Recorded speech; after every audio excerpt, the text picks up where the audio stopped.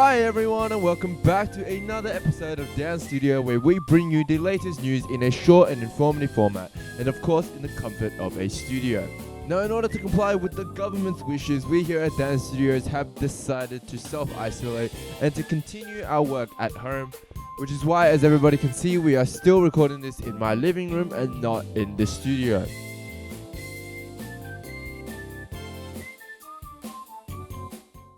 The much anticipated June 1st has gone and passed, ladies and gentlemen. Now, what does that mean? I'm hearing what? Question people asking, what does it mean? What does it mean, Daniel? Alright, I'll tell you. It means that once again, new restriction policies will now be lifted and people will be able to have a lot more freedom to do certain activities. Freedom! Now, ladies and gentlemen, this is some very, very, very seriously exciting stuff. I don't think I've been this excited since the PlayStation 4 came out. And for the gamers out there, they know it's been a very, very, very long time. Well, pubs, cafes and restaurants are busily preparing to welcome back customers from tomorrow. Curry-Ann Greenbank's on Chapel Street tonight. Curry, you are at the restaurant that'll be the first to reopen in Victoria. Well, that's right, Alicia. We're here at Cafe Kachina, which will be the first to reopen because it is reopening at midnight sharp.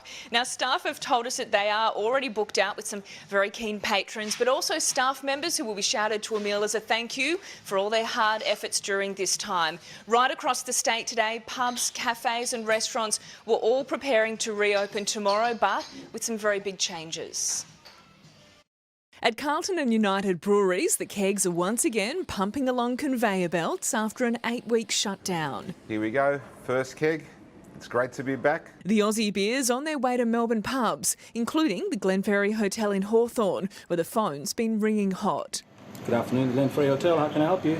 Bookings for tomorrow are filling fast, but dining in won't be what it was. For a venue with the capacity of 500, only 77 patrons will be allowed inside to abide by the new requirements. Customers will be handed disposable menus and told not to stand at the bar. Now, to clarify, each state here in Australia will have their own rules and regulations that you would have to follow, depending on which state you're in. Here in Victoria, where I reside, for example, indoor and outdoor gatherings will now be increased to 20 people rather than 5. Cafes, restaurants and bistros will now allow for up to 20 patrons to dine in the venue instead of having to take it home. So that means you don't have to eat on your couch anymore. You don't have to eat and watch Netflix. You can go out with your friends, go to a nice restaurant, have a nice meal and just enjoy the company of your friends at a nice restaurant without having to pay the $3.99 delivery fee that Uber Eats charges. Now, this also applies to beauty salons, tattoo parlors, museums, public libraries, and outdoor gyms. The maximum of wedding guests will also go up from 10 to 20, and 50 will now be allowed at outdoor funerals. Now, keep in mind that all these venues will have to meet the requirement of maintaining a 1.5 meter distance between the tables, and they also have to collect the contact details of the patrons who entered the different venues. Hi and welcome to Dance Bistro. Government orders, can I please take down your phone number? Excuse you, I have a boyfriend. Now, as I said before, each state has their own different rules and regulations. So, before I said the ones in Victoria, in New South Wales, it's a completely different story. In New South Wales, actually up to 50 people will be allowed into restaurants, cafes and bistros and other stuff. What? That's so much more freedom and twice the amount of people allowed in than we do here in Victoria. Now, you can sort of see the pros and cons here. The pros is you will have more chances of actually being able to get a table at a venue since there are more available. A couple of days ago or yesterday, I went outside, had a look. A few restaurants only had like 5 tables set out.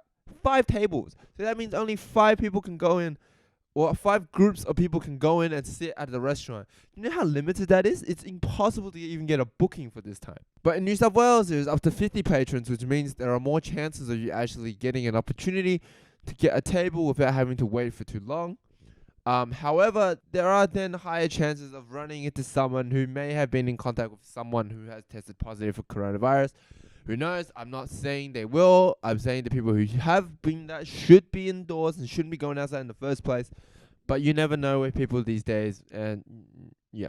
Also, good news, most states' regional travel is now allowed, as well as accommodation at tourist sites like staying at a caravan or camping grounds or even getting an Airbnb. This is great. Finally, people can, take a little break, get a little holiday, go out and travel for a bit, take a weekend trip, take a day trip, go with your friends, go with your family, go with a drive. Just go out and explore what nature has to offer, because it's been so long, everyone's been cooped up in their houses, you haven't been able to go anywhere.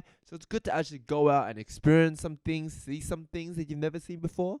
Get away from the bustling, busy city life. Except that the city wasn't that busy because everyone was just in their homes. So it's not, So as a constant reminder, again, I would like to continue to remind everyone that the coronavirus is still an extremely serious issue.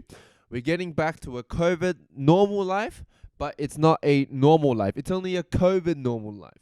So because of that, we should be still compliant with what the government is telling us. As social distancing continues to prove itself to be the best weapon against the virus, we need to be understanding that the next couple of months is getting better. It's not as tough as it used to be. We have a little bit more freedom. We can see a bit more people. Obviously, we feel less imprisoned, which is a lot better on mental health, fighting against depression and anxiety and stress. So we have to keep going through it, keep tackling it, and eventually all of these things will be gone. Now remember to always maintain a good level of hygiene, avoid crowded areas if you can, always remember to wash your hands and wear face masks if you need to. Please remember to subscribe, punch that like button, leave us a comment, and don't forget to share our content, as we are a new channel here providing everyone with the latest news in a bright and kind of entertaining content. We know everyone's spirits are a little bit low, they're getting better. Hopefully we're bringing everyone up into the world. So we're just trying to do something, make some fun, make something entertaining for people to watch. Okay, I'm your host Dan here at Dan Studios. I'll see you guys next time. Bye.